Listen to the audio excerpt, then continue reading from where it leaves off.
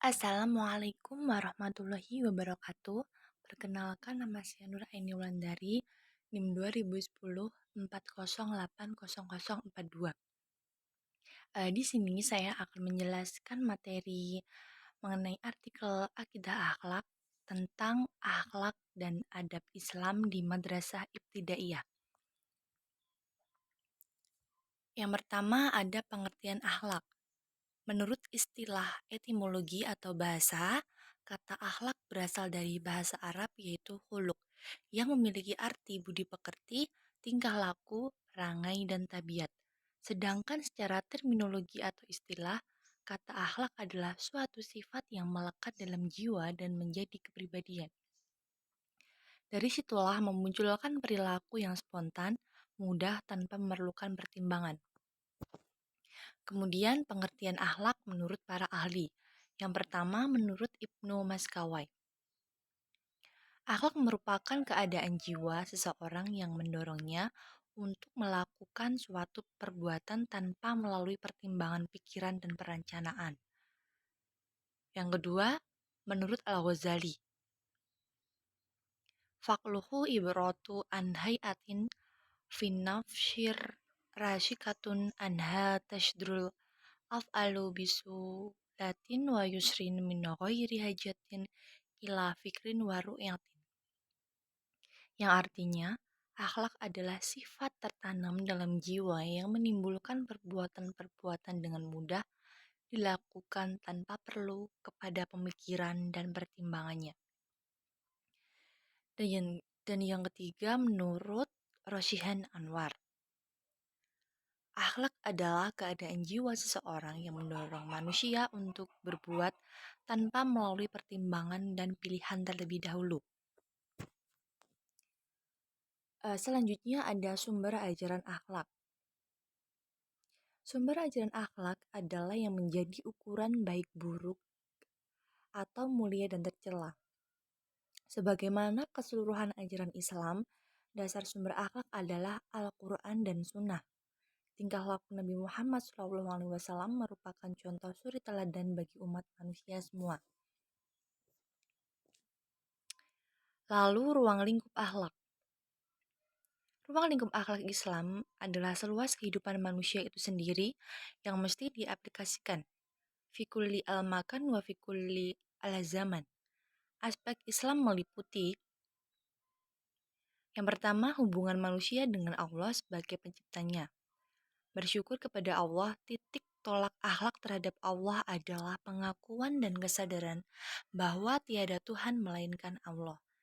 Adapun akhlak kepada Allah meliputi selalu menjaga tubuh dan pikiran dalam keadaan bersih, menjauhkan diri dari perbuatan keji dan mungkar, dan menyadari bahwa semua manusia sederajat.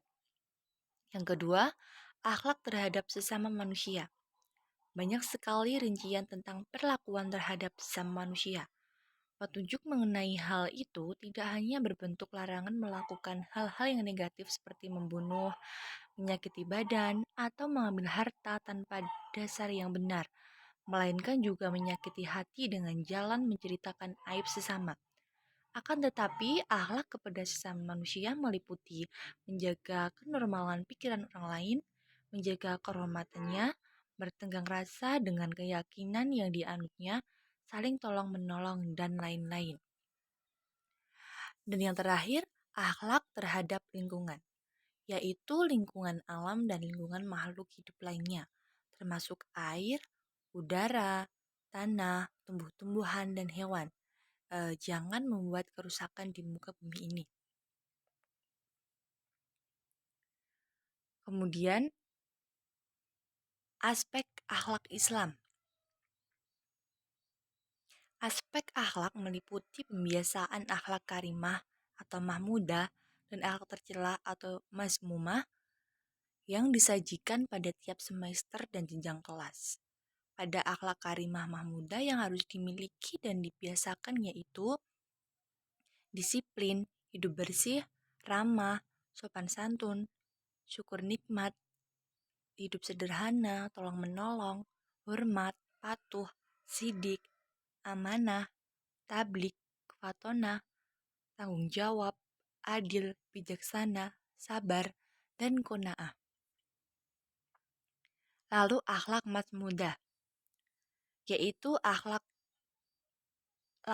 mazmumah, yaitu akhlak tercela seperti ujub, sombong, ria, dengki, berbuat kerusakan, bohong, bakil atau pelit, malas, dan lain sebagainya.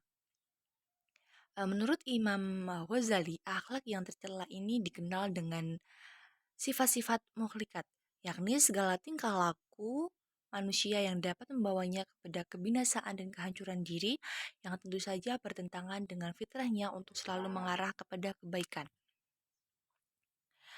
Kemudian ada pengertian penanaman akhlakul karimah. Penanaman akhlakul karimah adalah salah satu cara yang dapat dilakukan untuk menciptakan generasi yang memiliki etika, moral, tabiat, agar generasi Islam memiliki nilai atau ukuran yang termasuk ke dalam golongan manusia yang sempurna. Tujuan, dasar, hukum, dan fungsi penanaman akhlakul karimah. Tujuan penanaman akhlak dibagi menjadi dua, yaitu tujuan umum dan tujuan khusus. Tujuan umum dari penanaman akhlak adalah membentuk seorang muslim menjadi pribadi yang berakhlak mulia, baik lahir maupun batin. Sedangkan tujuan khususnya yaitu membiasakan diri untuk berakhlak mulia, misalnya meneladani sifat Rasulullah, yang pemaaf, sabar, dermawan, kasih sayang, dan lain sebagainya.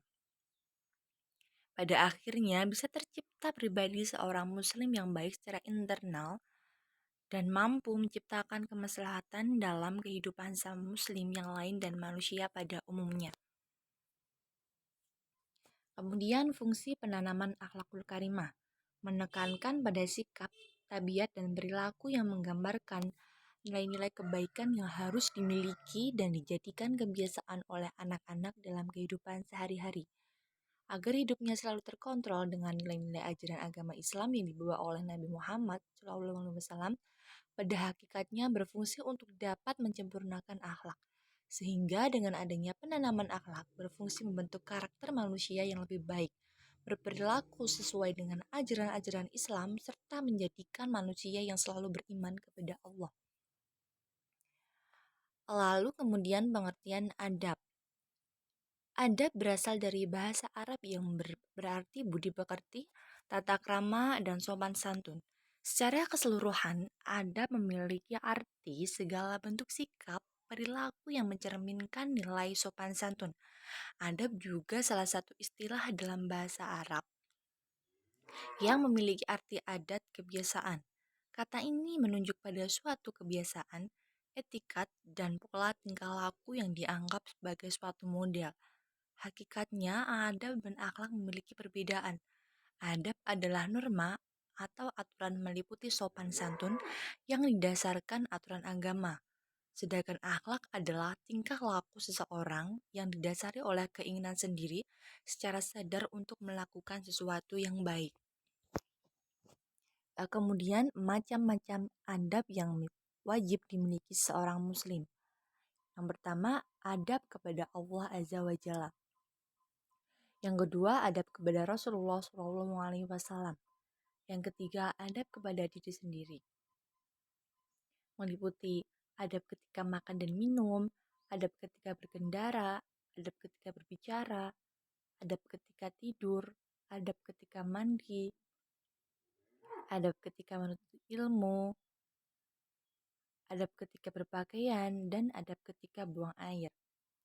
Lalu adab kepada manusia secara umum diantaranya yaitu adab kepada orang tua, adab kepada guru, kepada karib kerabat, kepada istri atau suami, kepada anak, kepada tetangga, dan kepada masyarakat secara umum. Dan juga adab kepada binatang dan tumbuhan. Sekian hasil materi dari saya. Jika ada kurangnya mohon maaf. Wassalamualaikum warahmatullahi wabarakatuh. Terima kasih.